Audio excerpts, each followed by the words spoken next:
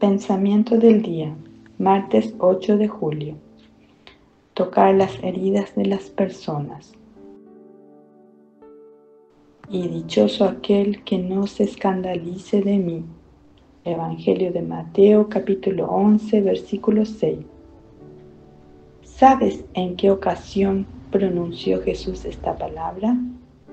El día en que unos cuantos enviados por su precursor, Juan el Bautista, le preguntaron: ¿eres tú el que ha de venir, o debemos esperar a otro? En aquel tiempo esperaban un rey que subiese al trono de David, un hombre superior que expulsase a los romanos e instaurase el dominio de Israel. Y en lugar de eso, se encuentran ante un carpintero que iba con personas poco recomendables, a las que habría que evitar para no contaminarse. Se acercaba a los leprosos, comía con los pecadores, anunciaba el Evangelio a los pobres. En definitiva, mientras Juan el Bautista y los judíos esperaban la ira inminente de Dios y su venganza, Jesús se va a buscar a la oveja perdida y a recibir al hijo pródigo.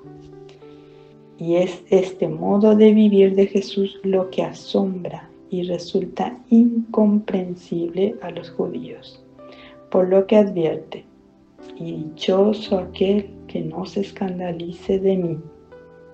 El motivo es que entonces no se conocía la esencia de Dios, que es amor, y Jesús vino a revelarla, porque amaba a los hombres, se hizo hombre como ellos. Porque los amaba, aceptó todos los límites de esta condición. Porque los amaba, se mezcló con los más necesitados. Entonces, ¿cómo vivir esta palabra? Empieza a amar una a las personas que encuentres a lo largo del día. Cuánto sufrimiento hay en la tierra.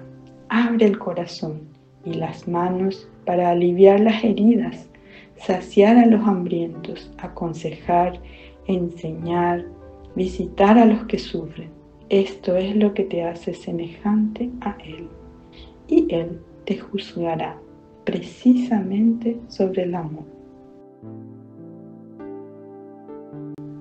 Chiara Lubich, fragmentos del comentario a la palabra de vida de diciembre de 1980. Hola, si te ha gustado este video, danos un like, un dedito hacia arriba y suscríbete al canal.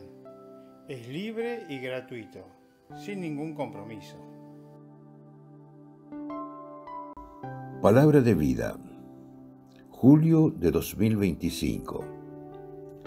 Pero un samaritano que iba de viaje llegó junto a él y al verlo tuvo compasión.